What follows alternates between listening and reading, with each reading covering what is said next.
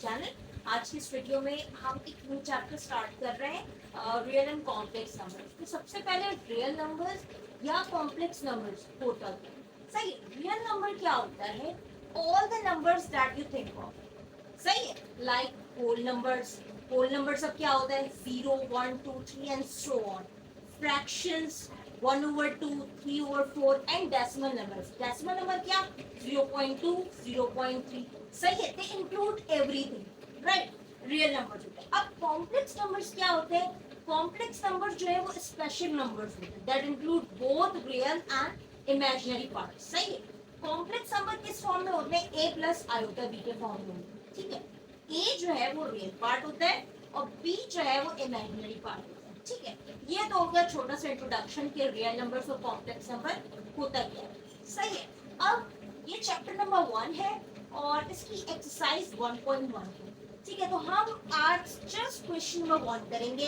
Question number 1 क्या कहता है? Identify the following numbers as rational and irrational numbers and also write each one in separate column. Identify करना है कि rational number इनमें से कौन से और इरेशनल नंबर कौन से, तो वो तो सॉल्व करके पता चलेगा। 1/5 मुझे बताना है कि ये रैशनल है या इरेशनल है।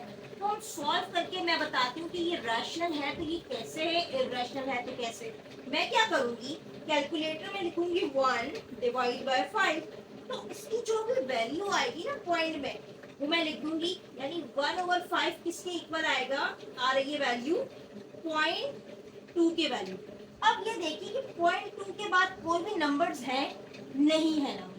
सही है, 0.2 बस ये दो नंबर्स हैं। ठीक है, तो ये ऐसे नंबर जब भी पॉइंट के बाद एक डिजिट हो, दो डिजिट हो, तो ऐसे नंबर टर्मिनेटिंग डेसिमल होते हैं और terminating decimal are rational numbers, right?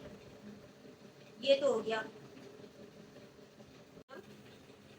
अब पार्ट 2 में आते हैं। पार्ट 2 क्या? √2/8। तो आप ये देखिए, सबसे पहले मैंने क्या लिखना है कैलकुलेटर में? √2/8। तो जो वैल्यू पॉइंट में आएगी ना, मैं वहां लिख दूंगी। क्या आ रही है वैल्यू?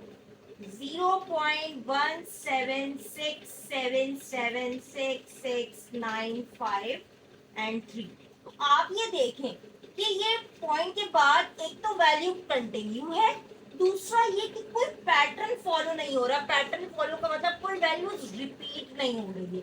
1 7 फिर 6 7 आ गया, फिर 7 6। तो ऐसे नंबर जो होते हैं वो ये है non terminating non recurring decimal.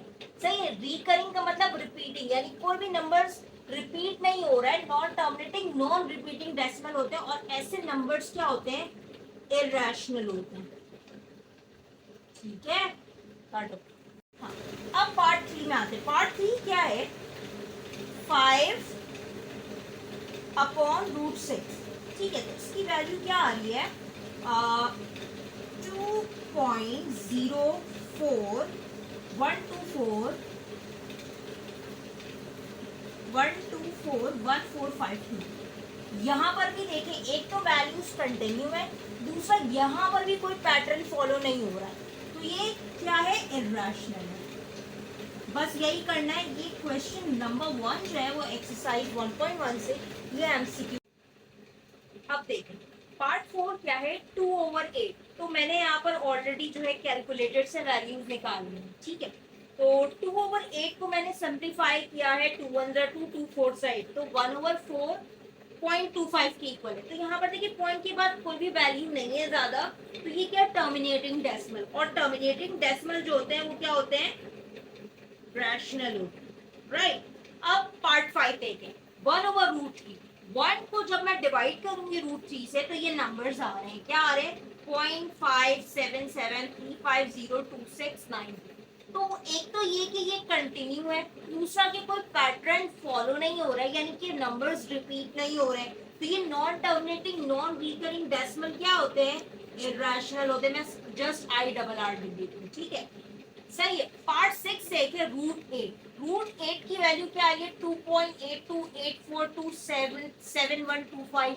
तो ये अगेन क्या है? इरेशनल है। आपने जस्ट कॉन्सेप्ट बना लेना है, बाकी एक ही जैसा। ठीक है, तो ये क्या है? इरेशनल।